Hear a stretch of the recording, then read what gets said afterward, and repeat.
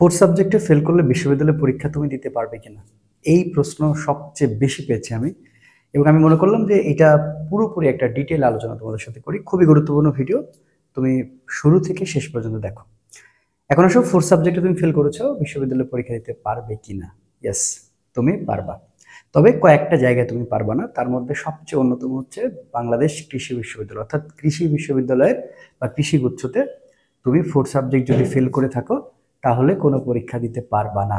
তাছাড়া যে বিশ্ববিদ্যালয়গুলো রয়েছে তোমার, যেগুলোতে স্বপ্ন, ঢাকা বিশ্ববিদ্যালয়, রাজশাহী বিশ্ববিদ্যালয়, ঠিক আছে, গুচ্ছ, তুমি ফোর্থ সাবজেক্ট ফেল করলেও পরীক্ষা দিতে পারবা। ঠিক আছে, জাহাঙ্গীরনগর বিশ্ববিদ্যালয়, এগুলো মোটামুটি সবগুলোতেই পরীক্ষা দিতে পারবা।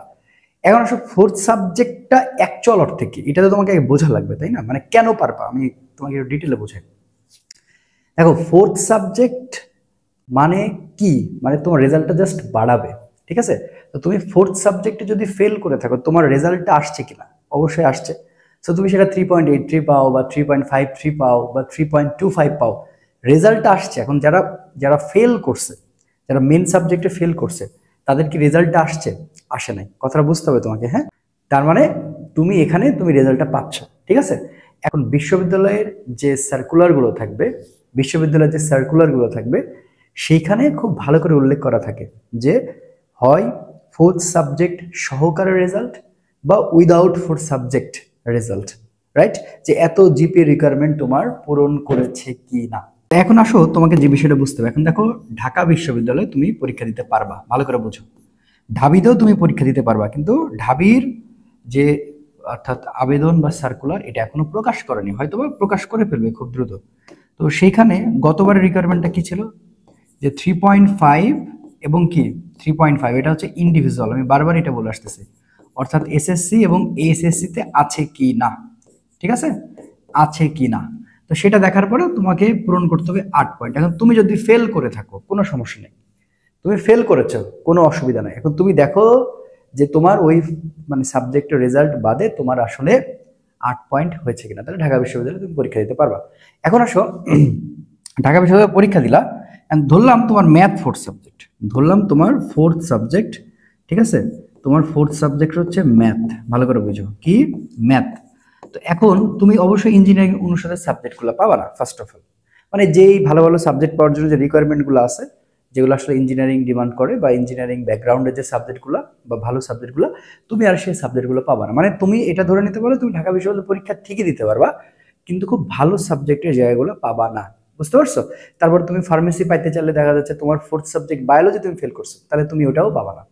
কি ক্লিয়ার ব্যাপারটা? আচ্ছা, এবার আসে রাজশাহী বিশ্ববিদ্যালয়। তো রাজশাহী বিশ্ববিদ্যালয় যদি কথা বলি, হ্যাঁ, রাজশাহী বিশ্ববিদ্যালয়েও তুমি পরীক্ষা দিতে পারবা। তো রাজশাহী বিশ্ববিদ্যালয়ের নিয়মটা কি? রাজশাহী বিশ্ববিদ্যালয়ের নিয়ম হচ্ছে এই যে 3.5 এসএসসি অ্যান্ড এইচএসসি, অর্থাৎ এসএসসি এবং এইচএসসি দুইটা মিলে গতবার ছিল 8, ভালো করে বুঝো, এবং ইন্ডিভিজুয়াল কি ছিল 3.5 অ্যান্ড 3.5, বুঝছো? তো এখানে যদি তোমার পূরণ হয় তাহলে তুমি পরীক্ষা দিতে পারবে। এখন রাজশাহী ভার্সিটিতে না সাবজেক্ট পাওয়ার ক্ষেত্রে আসলে এরকম কোনো রিকোয়ারমেন্ট নাই যে তুমি আসলে এটা এত গ্রেড পাওয়া লাগবে, এতই পাওয়া লাগবে। হ্যাঁ, এইখানে এই বিষয়গুলো আসলে মানে প্রবলেম হবে না। তার মানে তুমি দেখো যে ফোর্থ সাবজেক্ট বাদে তোমার রিকোয়ারমেন্টগুলো পূরণ হচ্ছে না। এখন ম্যাক্সিমাম স্টুডেন্টের রেজাল্ট হচ্ছে 3 থেকে 3.5 এর মধ্যে অনেক স্টুডেন্ট পেয়েছো তোমরা। তো এরা কি করবা, এরা কি ঢাবিতে পরীক্ষা দিতে পারবা কিনা? এখন দেখো, ঢাবিতে রিকোয়ারমেন্ট চেঞ্জ হওয়ার সম্ভাবনাটা খুব কম থাকে, যদি করে আলহামদুলিল্লাহ। তো রাজশাহী বিশ্ববিদ্যালয়ে মোটামুটি কম কম সম্ভাবনা কম। আবার এদিকে চট্টগ্রাম বিশ্ববিদ্যালয়ে কিন্তু পরীক্ষা দিতে পারবো, মানে সব বিশ্ববিদ্যালয়ে পরীক্ষা দিতে পারবো। শুধু পরীক্ষা দিতে পারবো না কোথায়? বাংলাদেশ কৃষি বিশ্ববিদ্যালয় মানে গুচ্ছর যে সাইটটা আছে ওইখানে তুমি পরীক্ষা দিতে পারবা না। বুঝতে পারছো? কাহিনীটা হচ্ছে এইটা, কারণ ওইখানে ম্যাথের বিষয়গুলো ডিমান্ড করে। ওকে, এখন আসো যে তোমার হচ্ছে যে রাজশাহী বিশ্ববিদ্যালয়ের কথা বললাম, এটা তো সম্ভাবনা তোমার হচ্ছে যে মানে এই 8 কমানোর সম্ভাবনা কম।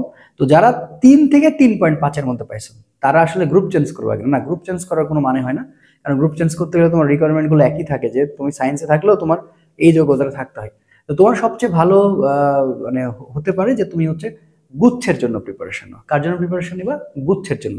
কেন? গুচ্ছের রিকোয়ারমেন্টটা কমার সম্ভাবনা সবচেয়ে বেশি, এবং সব দিকে কথাবার্তা বা যতটুকু তথ্য পাওয়া যাচ্ছে এবং ভালো সূত্রের ভিত্তিতে পাওয়া যাচ্ছে যে গুচ্ছর অ্যাপ্লাই করার পয়েন্টটা হয়তোবা কমাবে।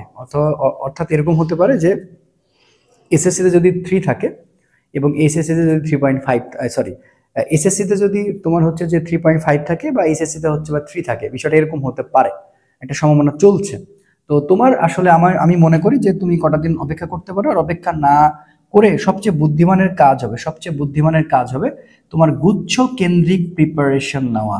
ঠিক আছে, গুচ্ছতেই তুমি একমাত্র এই 3 পয়েন্ট রেজাল্ট নিয়ে 3.5 যদি তোমার রেজাল্ট হয়ে থাকে, মানে 3.5 এর নিচে অর্থাৎ 3 থেকে 3.5 এর মধ্যে, তাহলে এই স্টুডেন্টগুলোকে আমি বলবো কোনো কথা ছাড়া গুচ্ছর প্রিপারেশন নাও, কোনো কথা ছাড়া গুচ্ছর প্রিপারেশন নাও। ঠিক আছে, তো আমি শুধুমাত্র 3 থেকে 3.5 এর মধ্যে যারা আসো এইরকম স্টুডেন্টের ব্যাচ আলাদা করছি, আর যারা 3.5 থেকে তোমার মোটামুটি আছে, যারা ঢাবি ডাবি দিতে পারবে তাদের ব্যাচটা আলাদা করছি। ব্যাপারটা হচ্ছে এরকম। তো তুমি আমার কাছে আসলে দেখো এই কোর্সটা নিতে পারো।